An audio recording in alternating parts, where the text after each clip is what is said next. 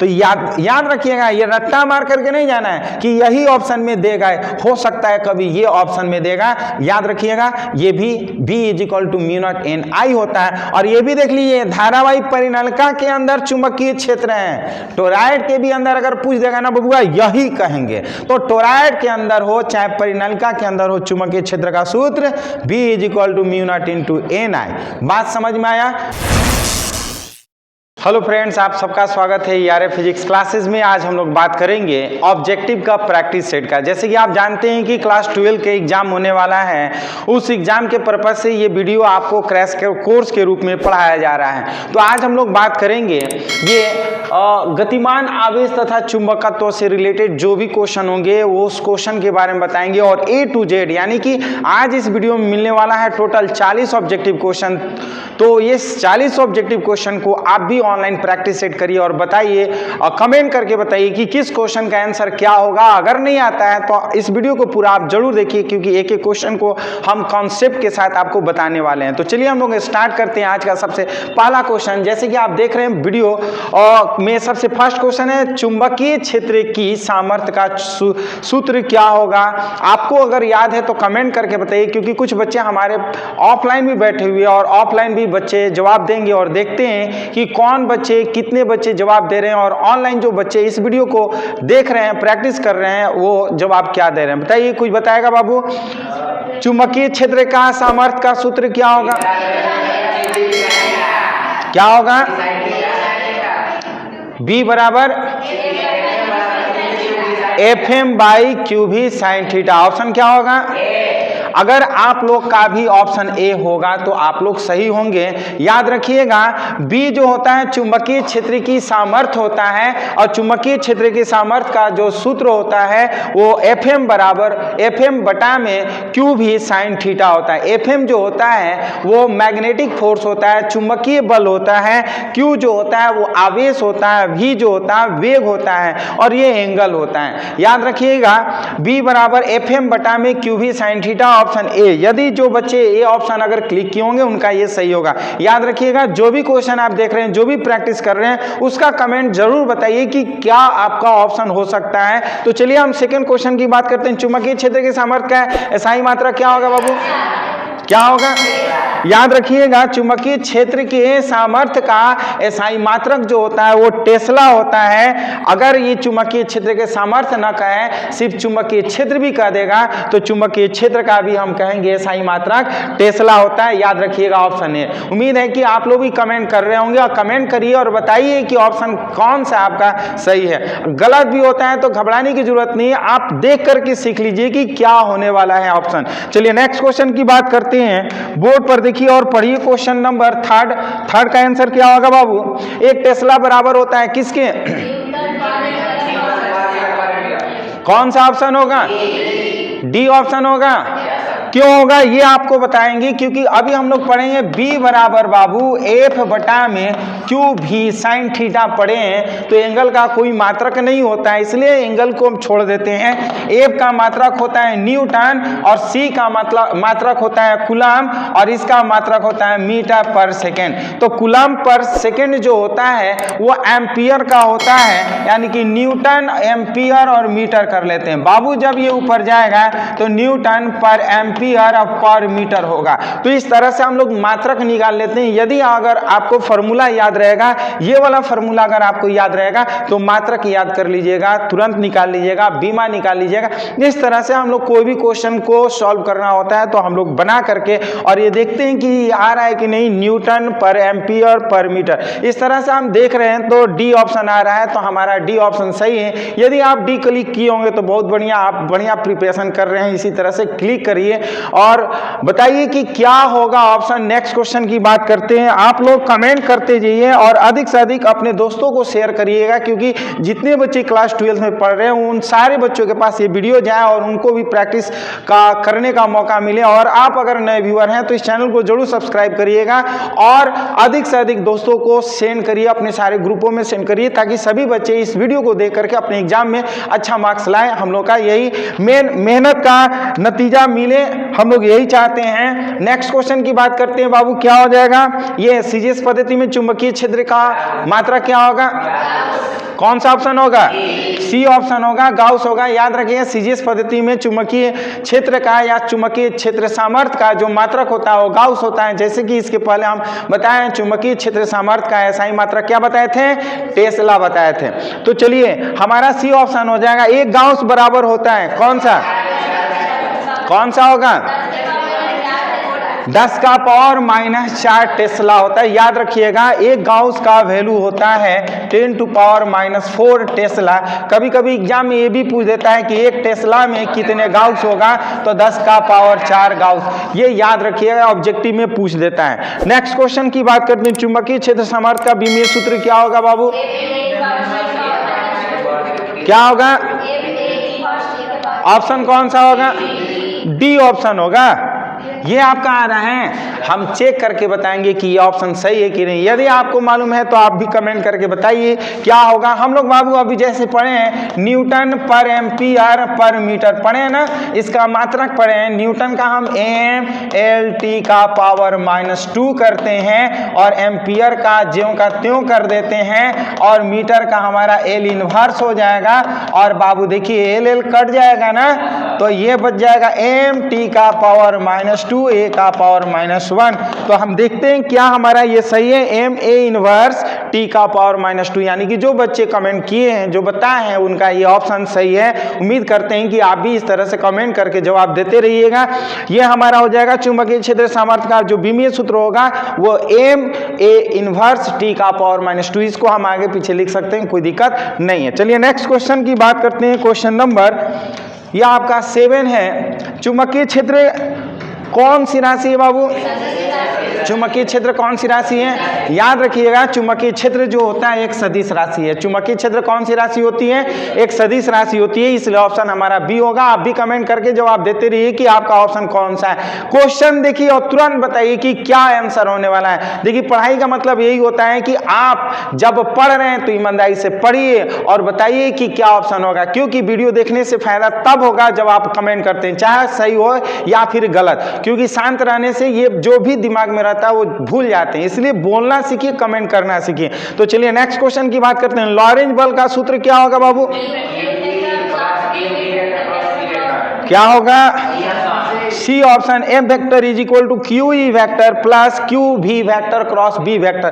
क्यों होगा? लॉरेंज बल क्या होता है आपको बताना चाहेंगे कि F vector is equal to F E vector और प्लस होता है एफ एम वेक्टर। देखिए लॉरेंज बल किसे कहते हैं? जब हम विद्युत बल और चुंबकीय बल को जोड़ देते हैं, यानी कि विद्युतीय बल और चुंबकीय बल के द्वारा जो हमें बल मिलता है उस बल को हम लोग लॉरेंज बल कहते हैं। अर्थात लॉरेंज बल बराबर FE plus FM vector. FE का मतलब विद्युत बल होता है और एफएम का मतलब होता है और चुंबकीय बल होता है। तो एफई का ये फॉर्मूला होता है क्यू ई वेक्टर और एफएम का फॉर्मूला होता है q E into v vector cross B vector. तो दोनों को जोड़ देंगे तो ये हमारा एफ वेक्टर आएगा, वो होगा लॉरेंज बल। तो इस तरह से सी ऑप्शन आप लोग सही जवाब दिए हैं। जो बच्चे कमेंट भी कर रहे हैं उनका सही होगा सी ऑप्शन। वेगवर्धकता का उपयोग क्या होगा बाबू? क्या होगा? हाँ, विशिष्ट आवेश को मापन करने में वेगवर्धकता का उपयोग करते हैं। याद रखिएगा, जो बच्चे नहीं जानते हैं याद रखिएगा, वेगवर्धकता का उपयोग किसके लिए करते हैं? तो विशिष्ट आवेश को मापन करने में करते हैं। विशिष्ट आवेश यानी कि ऑप्शन बी हमारा सही होगा, याद रखिएगा। नेक्स्ट क्वेश्चन की बात करते हैं। क्वेश्चन नंबर 10, आप बताइए क्या होगा?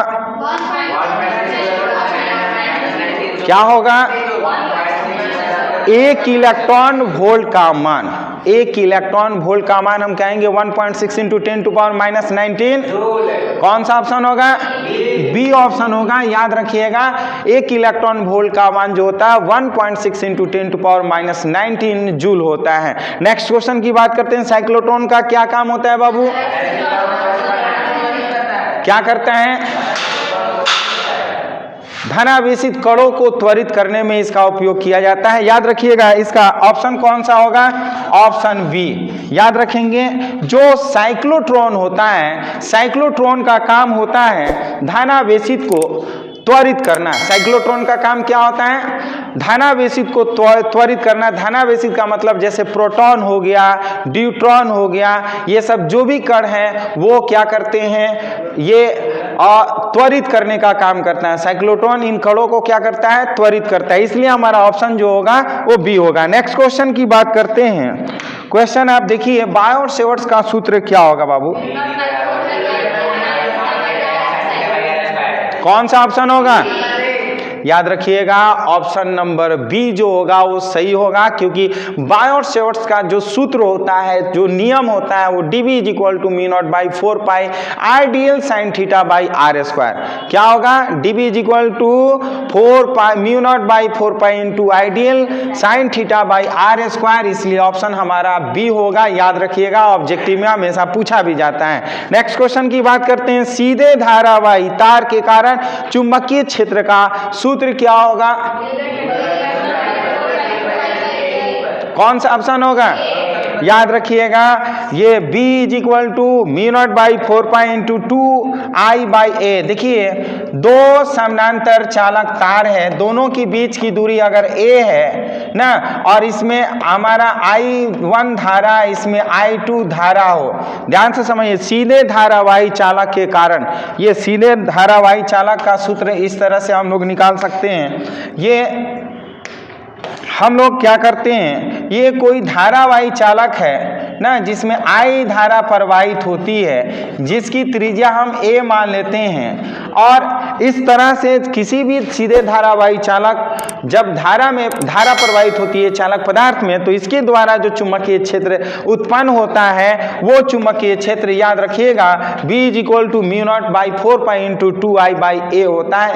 ये धारावाही चालक के कारण होता है। नेक्स्ट क्वेश्चन की बात करते हैं।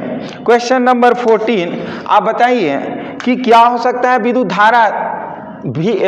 धारावाही वृत्ताकार पास के अक्ष पर चुंबकीय क्षेत्र का सूत्र क्या होगा? कौन सा होगा?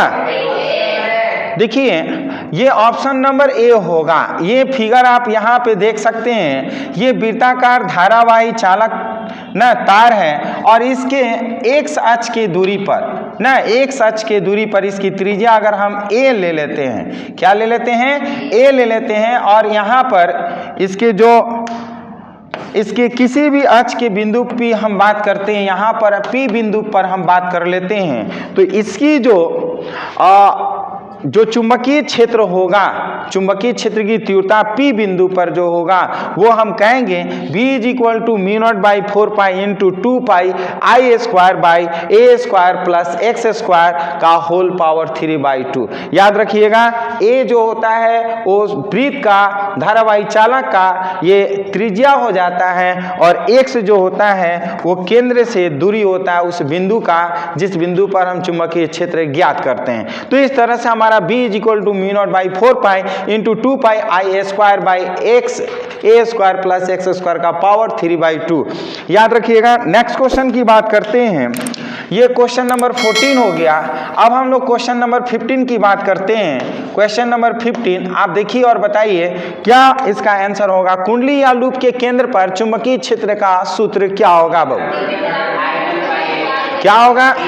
याद रखिएगा, ये फॉर्मूला dB = μ0I/2πa होता है। ये कुंडली या लूप के केंद्र पर होता है। चूंकि ये थ्योरी है, थ्योरी को जब हम लोग बनाते हैं तो हम लोग का रिजल्ट आता है चुंबकीय क्षेत्र कुंडली या लूप के द्वारा μ0I/2πa। क्या होता है? μ0 × I/2πa।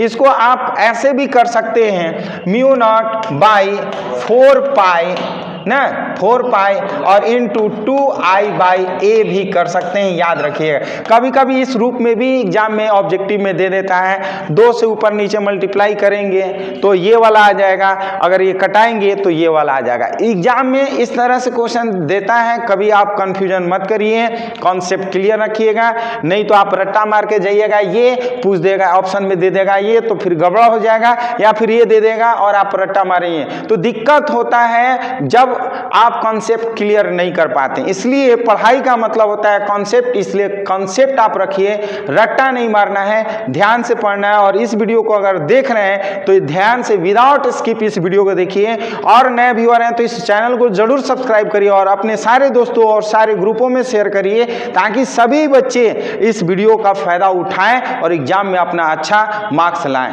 ये हम लोग कोशिश कर रहे हैं ताकि हमारे जितने भी बच्चे क्लास 12 के हैं, चाहे वो कहीं के हों, वो एग्जाम में बैठे तो 100% मार्क्स करिए। तो चलिए नेक्स्ट क्वेश्चन की बात करते हैं। एम्पियर परिपथीय नियम का सूत्र बताइए, क्या होगा बाबू? हाँ, याद रखिएगा, integration of close surface B vector into DL vector is equal to mu naught into I होता है। ये एम्पियर का परिपथीय नियम का सूत्र होता है। इसलिए अगर आप लोग भी जवाब दे रहे हैं, अगर सी ऑप्शन दिए हों तो आप लोग का सही है। इस वीडियो को देख रहे हैं तो कमेंट जरूर करिएगा कि किस ऑप्शन का आंसर क्या होने वाला है, क्योंकि बिना कमेंट का इस वीडियो को देखिएगा तो कोई फायदा नहीं होगा। इसलिए कमेंट करिए और जवाब दीजिए, क्योंकि ये प्रैक्टिस सेट हो रहा है। प्रैक्टिस सेट में आपको भी इन्वॉल्व होना पड़ेगा, बताना पड़ेगा। तो चलिए नेक्स्ट क्वेश्चन की बात करते हैं बाबू। ये क्वेश्चन नंबर 17 बताइए, धारावाही परिनलिका के अंदर चुंबकीय क्षेत्र का सूत्र क्या होगा? बताइए क्या होगा? देखिए, और dB is equal to mu naught N I by L होता है, या कभी कभी आप ऐसे भी देखिएगा B is equal to mu naught N I भी देखिएगा बाबू। बचवा, ये n के जगह पर कभी कभी n बाई एल भी यूज करते हैं, नहीं तो B is equal to mu naught N I भी यूज करते हैं। याद रखिएगा, ऑप्शन में ये भी दे सकता है, ये भी दे सकता है। ये n जो होता है वो प्रति एकांक लंबाई पर वो फेरों की संख्या है। प्रति एकांक लंबाई पर क्या है? फेरों की संख्या है। तो याद रखिएगा, ये रट्टा मार करके नहीं जाना है कि यही ऑप्शन में देगा, हो सकता है कभी ये ऑप्शन में देगा। याद रखिएगा, ये भी B is equal to mu naught N I होता है। और ये भी देख लीजिए, धारावाही परिनलिका के अंदर चुंबकीय क्षेत्र है। टोरॉइड के भी अंदर अगर पूछ देगा ना बबुआ, यही कहेंगे। तो टोरॉइड के अंदर हो चाहे परिनलिका के अंदर हो, चुंबकीय क्षेत्र का सूत्र B is equal to mu naught into N I. बात समझ में आया? किसी को कोई डाउट है? चलिए नेक्स्ट क्वेश्चन की बात करते हैं बाबू। बताइए, धारावाही टोरॉइड के कारण चुंबकीय क्षेत्र का सूत्र क्या होगा? क्या कहेंगे? देखिए, धारावाही टोरॉइड के कारण चुंबकीय क्षेत्र है। चुंबकीय क्षेत्र अंदर नहीं कह रहा है, चुंबकीय क्षेत्र सिर्फ कह रहा है टोरॉइड के कारण। तो टोरॉइड के कारण हम क्या कह देते हैं बाबू?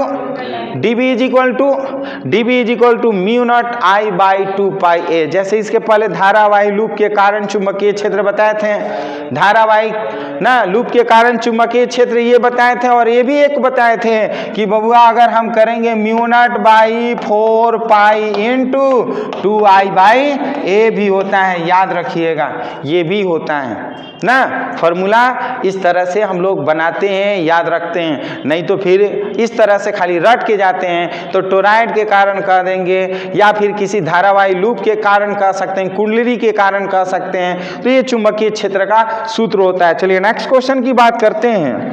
देखिए, क्वेश्चन नंबर 19 बताइए, क्या होगा बाबू? अनंत लंबाई के समानांतर धारावाही चालकों के मध्य बल सूत्र क्या होगा? अनंत लंबाई के समानांतर चालकों के मध्य। देखिए, अनंत लंबाई का मतलब कि बाबू दो चालक पदार्थ हैं और दोनों चालक पदार्थ के बीच की दूरी अगर r है और इसमें I1 धारा प्रवाहित होती है और इसमें हमारा I2 धारा प्रवाहित होती है, तो इस कंडीशन में जो हमारा चुंबकीय बल होगा वो कौन सा होगा? कौन सा होगा? ऑप्शन ए कहेंगे F is equal to mu naught by 4 pi होगा और I1 I2 बाई क्या करेंगे? R कर लेंगे। ये होता है अनंत लंबाई के समानांतर चालक तारों के बीच जो बल उत्पन्न होता है, F is equal to mu naught by 4 pi into I1 I2 by R। चलिए नेक्स्ट क्वेश्चन की बात करते हैं। यदि दोनों समानांतर तारों में धारा बराबर, ये मान लेते हैं दोनों चालक तार में समानांतर है, धारा अगर बराबर हो जाए तथा समान दिशा में, एक ही दिशा में हो जाए, तब दोनों तारों के मध्य ठीक आधी दूरी पर क्या होगा बाबू, यहाँ पर ठीक आधी दूरी का मतलब कि इसके बीच में चुंबकीय क्षेत्र कितना होगा, याद रखिएगा।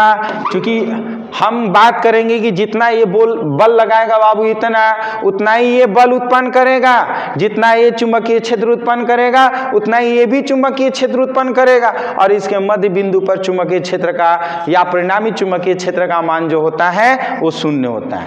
उम्मीद करते हैं कि आप लोग भी इस वीडियो को देखकर कमेंट कर रहे होंगे, तो अधिक से अधिक इस वीडियो को कमेंट करिए और अधिक से अधिक इसे शेयर करिए अपने दोस्तों को, ताकि सारे बच्चों को इसका फायदा मिले। तो चलिए नेक्स्ट क्वेश्चन की बात करते हैं बाबू। बताइए, यदि दो समानांतर तारों में धारा बराबर तथा विपरीत दिशा में हो, तब दोनों तारों के मध्य ठीक आधी दूरी पर चुंबकीय क्षेत्र का मान क्या होगा, बताइए।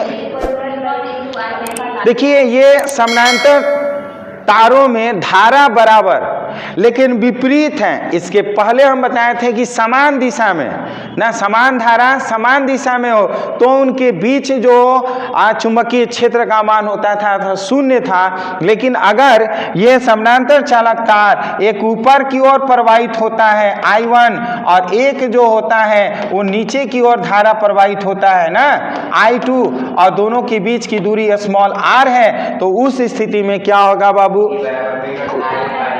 क्या होगा ऑप्शन बी बराबर mu naught I by pi R. हम कर लेते हैं, ये कब होगा, जब दोनों में समान धारा हो लेकिन विपरीत दिशा में हो, तब हमारा B इज इक्वल टू होगा mu naught I by pi R करेंगे। लेकिन जब दोनों में समान धारा हो और एक ही दिशा में होगा, तब उसी स्थिति में क्या कहेंगे, उनके बीच जो चुंबकीय क्षेत्र होगा वो क्या होगा, शून्य होगा। याद रखिएगा। नेक्स्ट क्वेश्चन की बात करते हैं।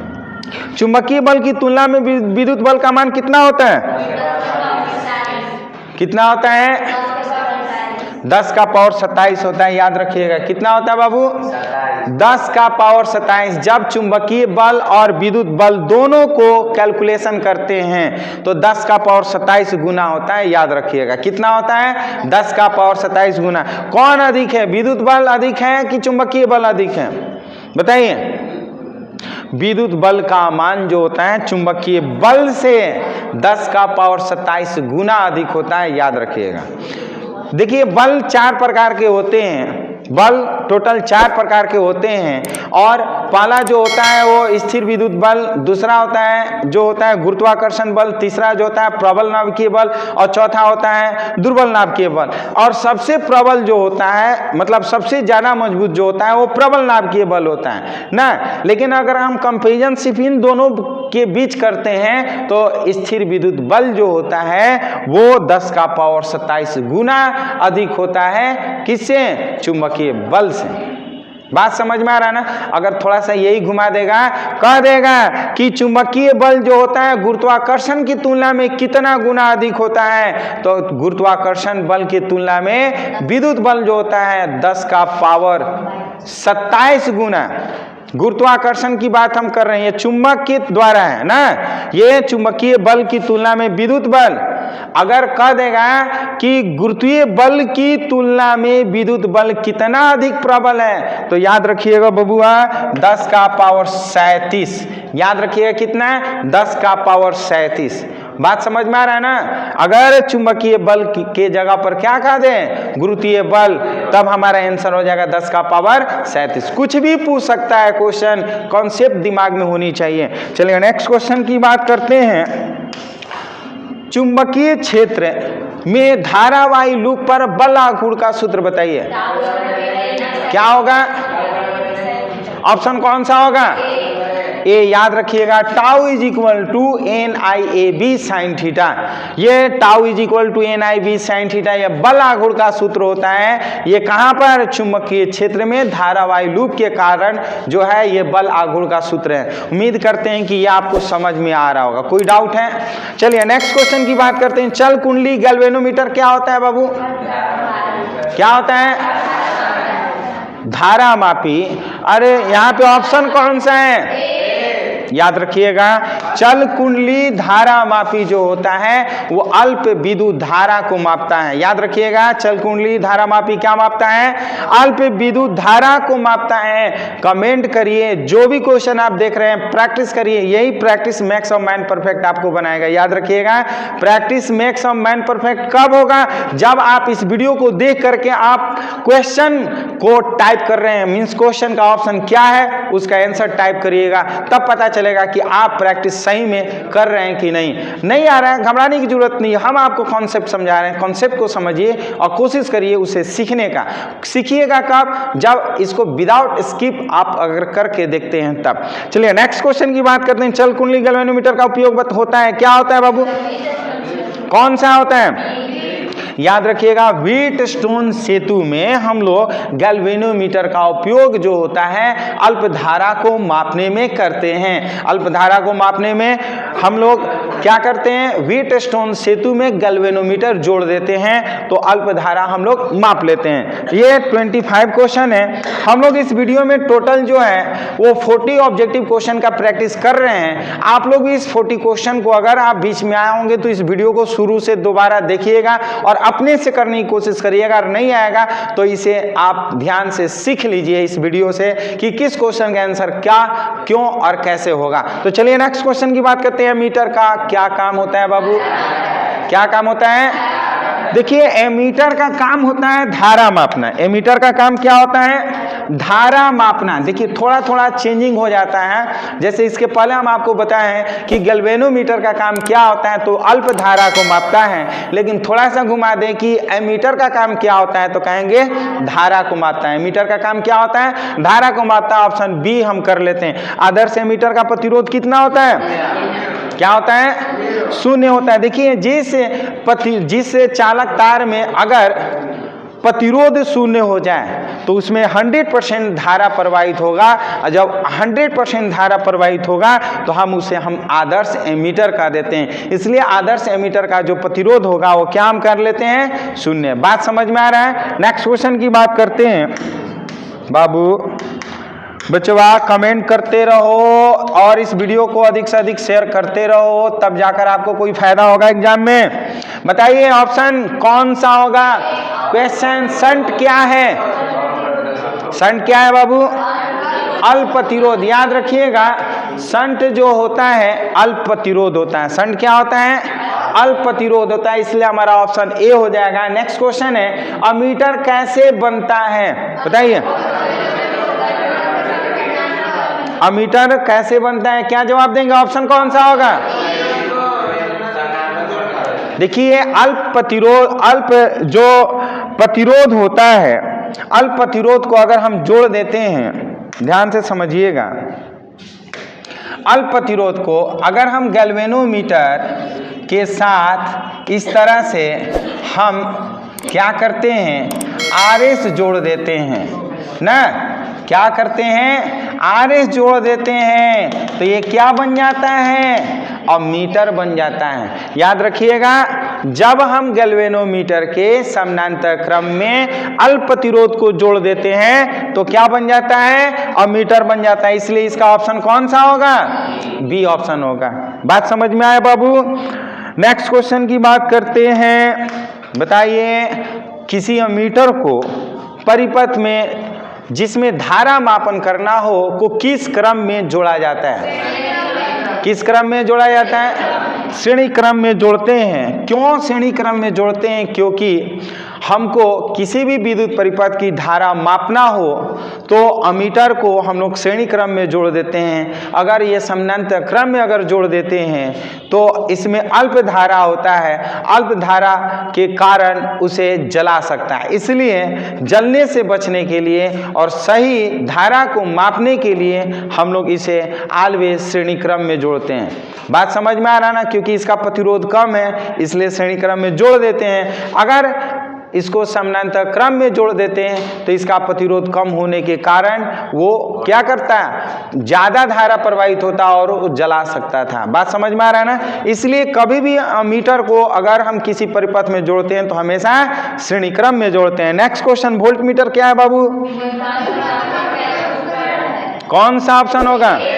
याद रखिएगा, वोल्ट मीटर एक ऐसा उपकरण है जो विभवांतर को मापता है। वोल्ट मीटर क्या है? एक ऐसा उपकरण है जो विभवांतर को मापता है, इसलिए ऑप्शन ए हो जाएगा।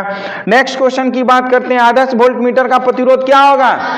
याद रखिएगा, आदर्श वोल्ट मीटर का प्रतिरोध जो होता है वो अनंत होता है। आदर्श वोल्ट मीटर का प्रतिरोध क्या होता है? अनंत होता है, यानी कि डी ऑप्शन हमारा सही होगा। उम्मीद करते हैं कि ये वीडियो आप देख रहे हैं, इस वीडियो से आपको अगर थोड़ी सी भी अगर आपको फायदा लग रहा होगा तो इस वीडियो को लाइक शेयर कमेंट जरूर करिएगा, और नए व्यूअर हैं तो इस चैनल को जरूर सब्सक्राइब करिएगा, क्योंकि हम देख रहे हैं कि बहुत सारे बच्चे जो हैं इस वीडियो को तो देख रहे हैं लेकिन सब्सक्राइब नहीं कर रहे हैं। सब्सक्राइब जरूर करिए, क्योंकि हम जो भी क्वेश्चन ले करके आए आपके एग्जाम पर्पस के लिए वो आपके पास जल्दी से ना पहुंच जाए, यानी कि जल्दी से ना पहुंचने के लिए आप इस चैनल को सब्सक्राइब करिए और बेल आइकन को जरूर दबाइए, क्योंकि सबसे पहले नोटिफिकेशन आपके पास पहुंचे। तो चलिए नेक्स्ट क्वेश्चन की बात करते हैं, किसी वोल्ट मीटर को सदैव परिपथ के किस क्रम में संयोजित किया जाता है? याद रखिएगा, मीटर को हम लोग श्रेणी क्रम में जोड़ते हैं, लेकिन वोल्ट मीटर को हम लोग क्या करते हैं? समानांतर क्रम में जोड़ते हैं। वोल्ट मीटर को क्या चीज में जोड़ते हैं बाबू?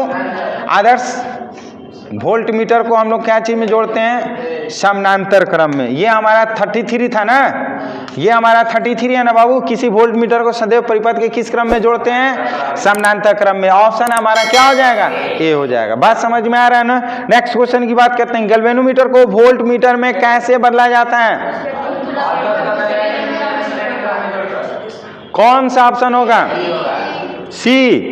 देखिए, गैल्वेनोमीटर को जब हम इस तरह से आर को जोड़ लेते हैं ना, तो ये जो बनता है ये वोल्ट मीटर बन जाता है। क्या बन जाता है? वोल्ट मीटर बन जाता है। याद रखिएगा, वोल्ट मीटर बनाने के लिए हम लोग क्या करते हैं? गैल्वेनोमीटर के साथ श्रेणी क्रम में उच्च प्रतिरोध को जोड़ देते हैं, वो क्या बन जाता है? Volt meter. बात समझ में आ रहा है ना? तो ऑप्शन कौन सा हम कर लेते हैं? सी ऑप्शन हो जाएगा कि उच्च प्रतिरोध को श्रेणी क्रम में जोड़कर, ये आर जो होता है उच्च प्रतिरोध, आरएस कर देते हैं तो वो शंट वाला प्रतिरोध हो जाएगा।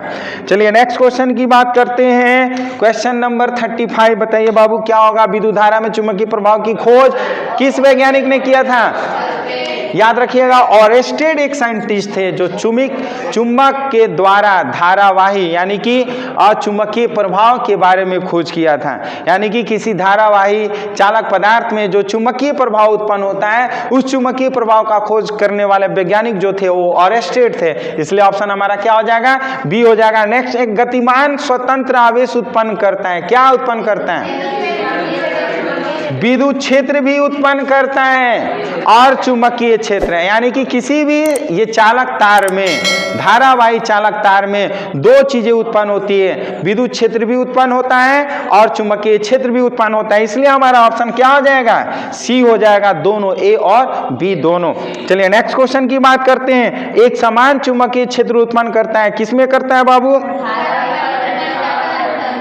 धारावाही परिनलिका के अंदर। याद रखिएगा, धारावाही परिनलिका के अंदर जो होता है एक समान चुंबकीय क्षेत्र उत्पन्न करता है, बाहर जो होता है वो असमान चुंबकीय क्षेत्र होता है। याद रहेगा ना?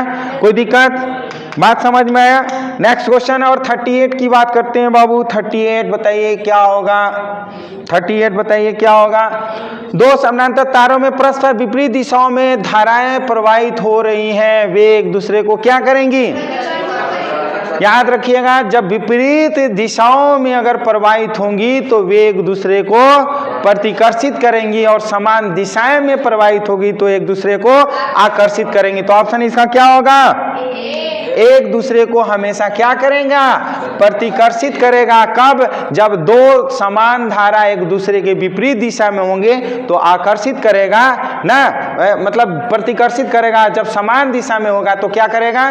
प्रतिकर्षित करेगा। नेक्स्ट क्वेश्चन की बात करते हैं बाबू। क्वेश्चन है, एक टेस्ला में कितने गाउस होते हैं? बताइए, एक टेस्ला में कितने होता है? 10 का पावर 4 गाउस होता है। देखिए, अभी हम लोग पढ़े हैं एक टेस्ला बराबर देखिए 10 का पावर 4 गाउस होता है। अगर एक गाउस की बात करेगा तो 10 का पावर -4 टेस्ला हो जाएगा। याद रखिएगा, कभी भी क्वेश्चन पलट करके पूछ सकता है, इसलिए आप खुद मत पलटिए, दिमाग को थोड़ा सा एक्सरसाइज करिए, याद हो जाएगा।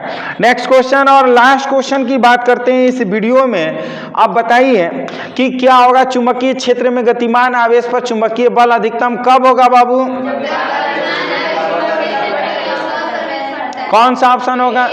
याद रखिएगा, जब गतिमान आवेश चुंबकीय क्षेत्र के लंबवत प्रवेश करता है तब वहां पर चुंबकीय बल आघूर्ण जो होगा वो अधिकतम होगा। चुंबकीय क्षेत्र में चुंबकीय बल अधिकतम कब होगा? जब ये लंबवत प्रवेश करता है। याद रखिएगा, ये हम लोग का इस चैप्टर का 40 ऑब्जेक्टिव क्वेश्चन हम लोग प्रैक्टिस किए। उम्मीद करते हैं ये वीडियो आपको पसंद आया होगा। यदि ये वीडियो पसंद आया तो इस वीडियो को लाइक शेयर कमेंट जरूर करिए, और हाँ, यदि नए व्यूअर हैं तो इस चैनल को जरूर सब्सक्राइब करिए। इसी तरह से हम लोग नए नए वीडियो मिलते रहेंगे। और हाँ, आगे अगर आप अभी तक का जो वीडियो पहले का नहीं देखे होंगे तो प्लेलिस्ट में जाइएगा और A to Z वीडियो आपको मिल जाएगा। तो फिर हम लोग मिलते हैं नए वीडियो के साथ, नए टॉपिक के साथ। तब तक के लिए धन्यवाद।